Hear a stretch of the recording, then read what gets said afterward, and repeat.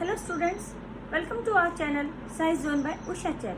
तो बेटा आज हम इस वीडियो में कक्षा 10 पाठ 7 नियंत्रण एवं समन्वय का हमारा एक छोटा सा टॉपिक बचा हुआ है कि भी जो रीढ़धारी है यानी कि जिनके अंदर रीढ़ की हड्डी होती है तो उनके अंदर तंत्रिका तंत्र कैसा है, कितने भागों में बटा हुआ है या उनकी तंत्रिका प्रणाली कैसी है।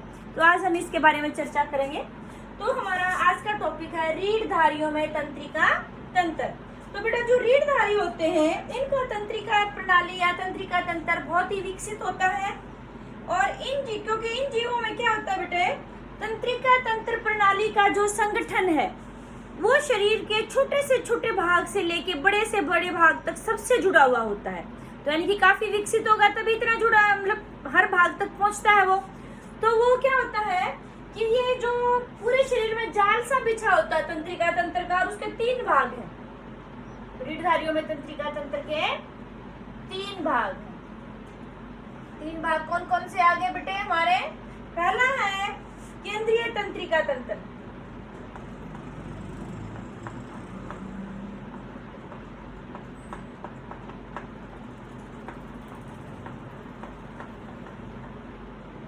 दूसरा है हमारा परिधीय तंत्रिका तंत्र।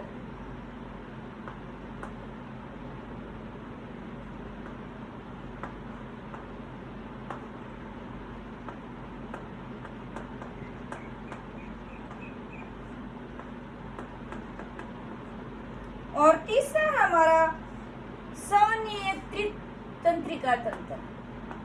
स्वयं नियंत्रित तंत्रिका तंत्र। अभी हम इन सब के बारे में सीरियल बाय सीरियल बात करेंगे। तो सबसे पहले बात आती है हमारी केंद्रीय तंत्रिका तंत्र। केंद्रीय तंत्रिका तंत्र में बेटे हमारी 2 चीजें आती है। इंपोर्टेंट क्वेश्चन है, कई बार एग्जाम में आता है कि भी तंत्रिका तंत्र को यानी कि रीढ़धारियों में तंत्रिका तंत्र को समझाइए। अब फिर बात आती है केंद्रीय तंत्रिका तंत्र की। पहले हम बात करते हैं कि हमारा तंत्रिका तंत्र 3 भागों में बट गया, केंद्रीय तंत्रिका तंत्र, परिधीय तंत्रिका तंत्र और स्वयं नियंत्रित तंत्रिका तंत्र। फिर हम बात करते हैं केंद्रीय तंत्रिका तंत्र की। केंद्रीय तंत्रिका तंत्र बेटा 2 चीजों से मिलकर बना होता है। इसमें हमारा आता है मस्तिष्क और मेरुरज्जु।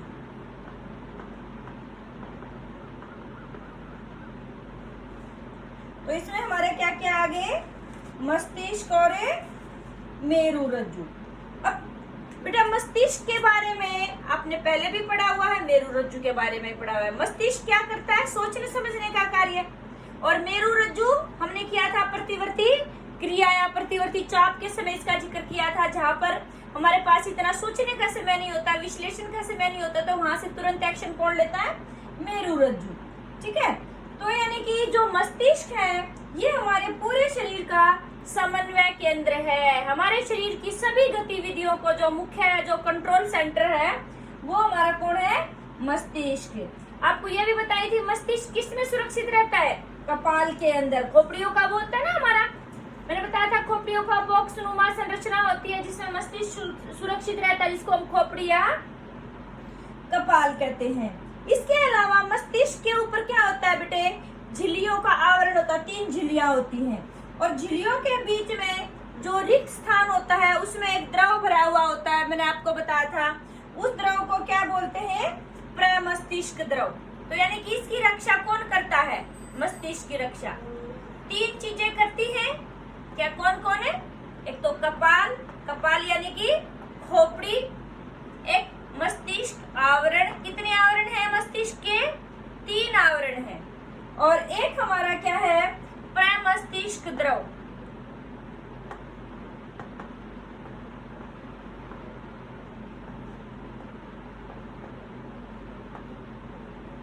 तो ये 3 चीजें हैं बेटे जो मस्तिष्क की रक्षा करती हैं।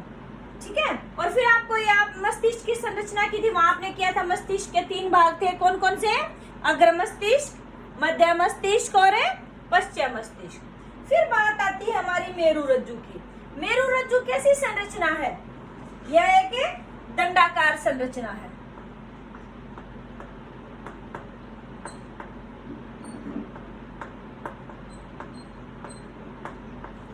कैसी संरचना है?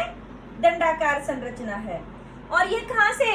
जो मस्तिष्क का तना यानी कि पश्चिम मस्तिष्क था, वहां पर जो मेडुला ऑब्लोंगेटा होती है बेटे, मेडुला, उससे आरंभ होकर नीचे रीढ़ की हड्डी के अंदर जाती है। ठीक है, ये भी झिल्लियों से घिरी होती है। तो इसकी रक्षा कौन करता है?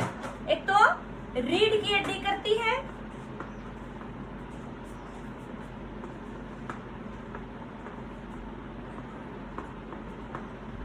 और झिल्ली यानी कि आवरण होते हैं यहाँ पर। और इसमें भी प्रमस्तिष्क द्रव भरा हुआ होता है।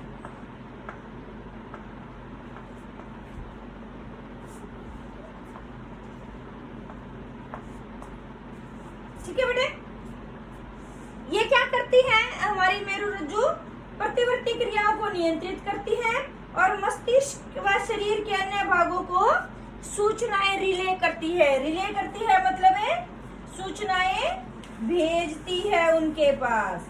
ठीक है बेटे, फिर आगे बात आती है हमारी, हम बात करेंगे परिधीय तंत्रिका तंत्र।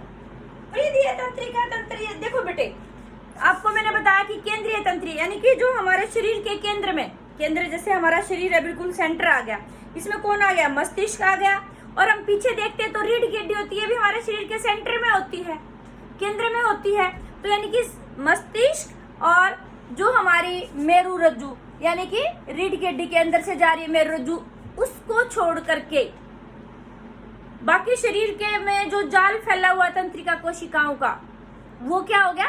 परिधीय तंत्रिका तंत्र। परिधि मतलब एक तो केंद्र होता है, और परिधि मतलब बाहर की जो चार दीवारी होती है, बाहर के आसपास का सर्कल होता है, जैसे हम वृत्त में करते हैं।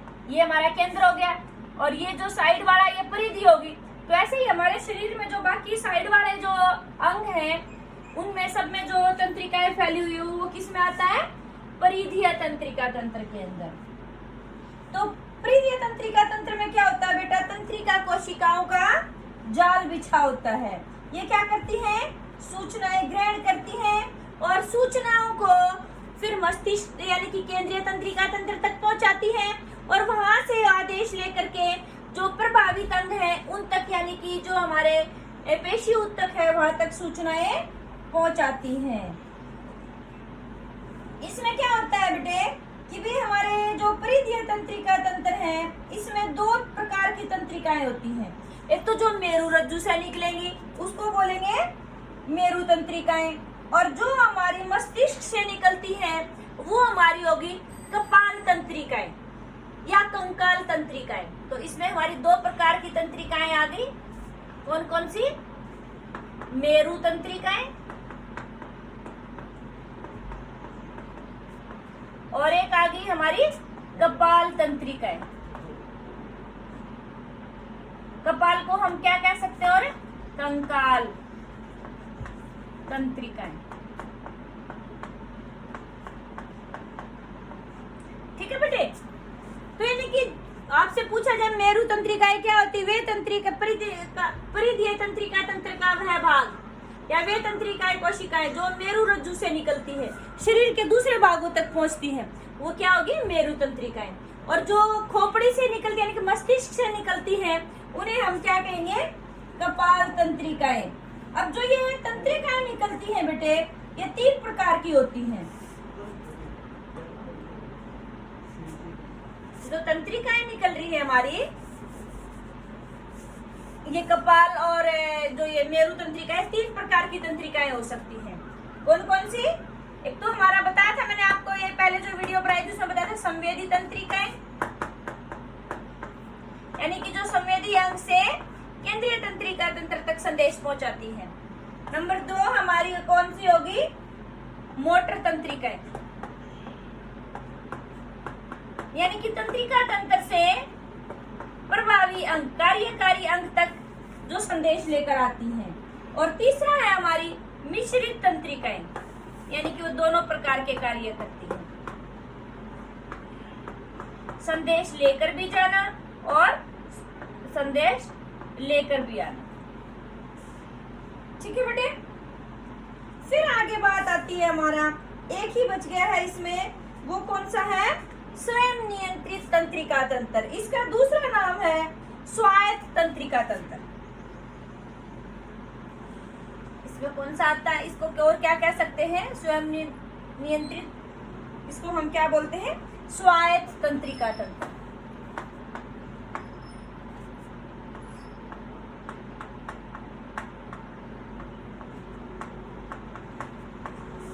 ठीक है, पेपर में ज्यादातर हम इसको स्वयं नियंत्रित तो इसलिए कहा क्योंकि इनका अपना नियंत्रण होता है इसके ऊपर। ये हमारी मेरु रज्जु और ये कपाल तंत्रिकाएं नहीं कार्य करती, अपने आप नियंत्रित होता है। तो स्वायत्त तंत्रिका तंत्र के भी दो भाग होते हैं बेटा, दो प्रकार की तंत्रिकाएं होती हैं।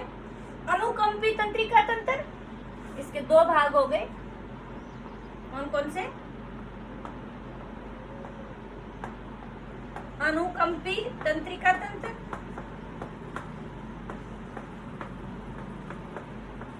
और प्राणुकंपी।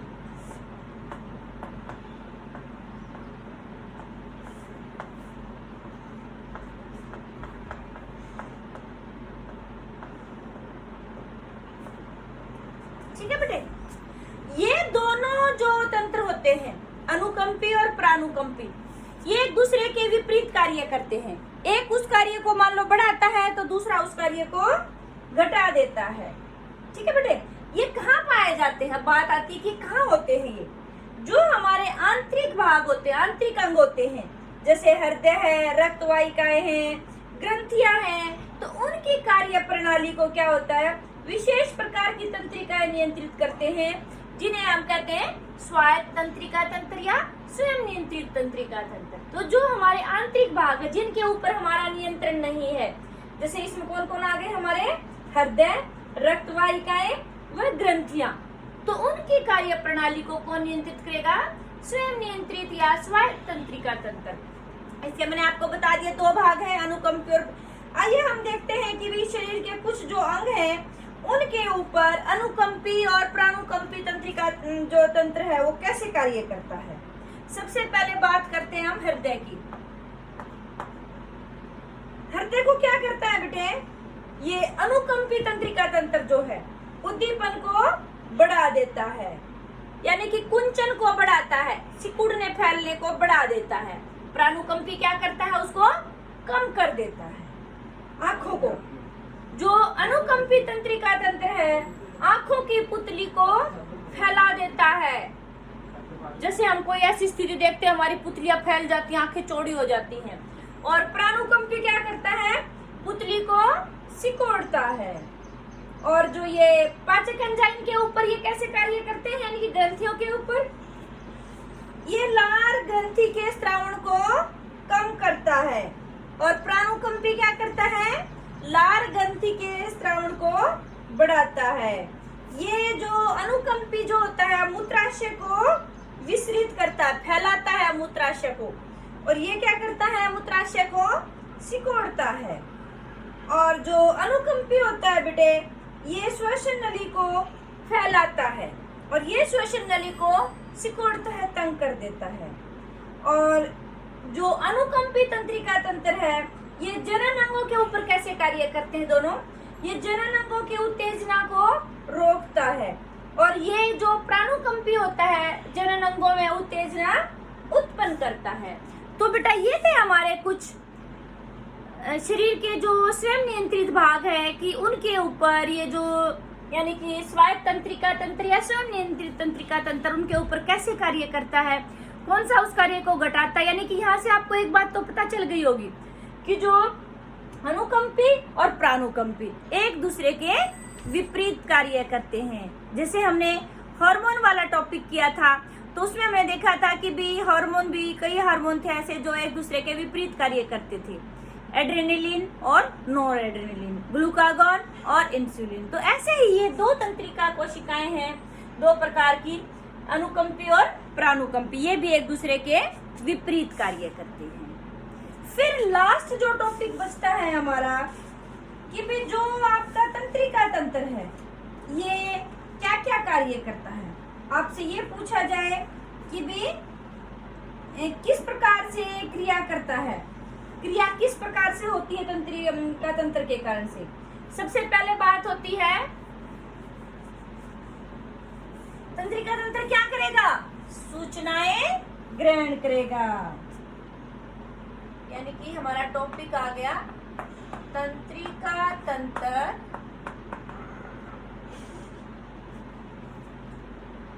किस प्रकार क्रिया करता है।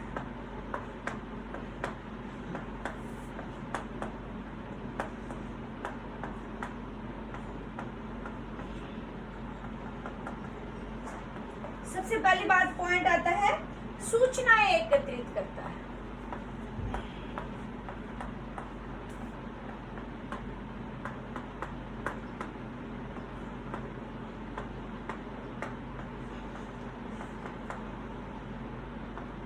दूसरा पॉइंट आता है सूचनाएं एकत्रित करने के बाद क्या है करेगा ये? सूचनाएं शरीर में चारों ओर भेजता है।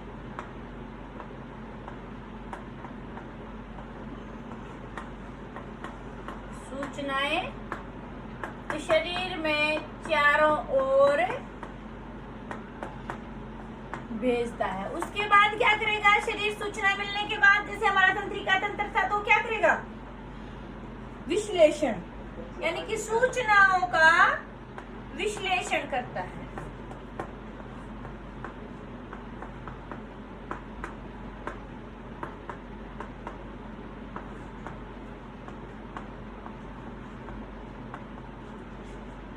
और फिर आगे क्या होता है? पेशियों को क्रिया के लिए निर्देश देता है।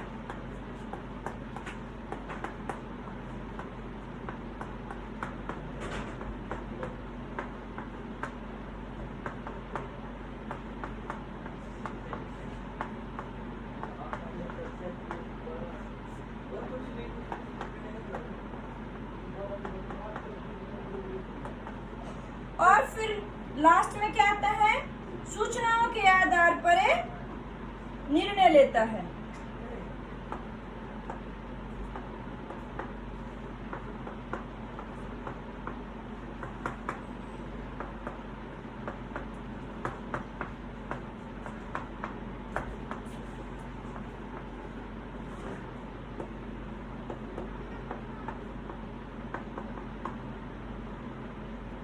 और ये आपको बताया था कि पेशी ऊतक में फिर विशेष प्रकार का प्रोटीन होता है और लास्ट में हमारा कार्य संपन्न हो जाता है। किसके कारण से? प्रोटीन के कारण से।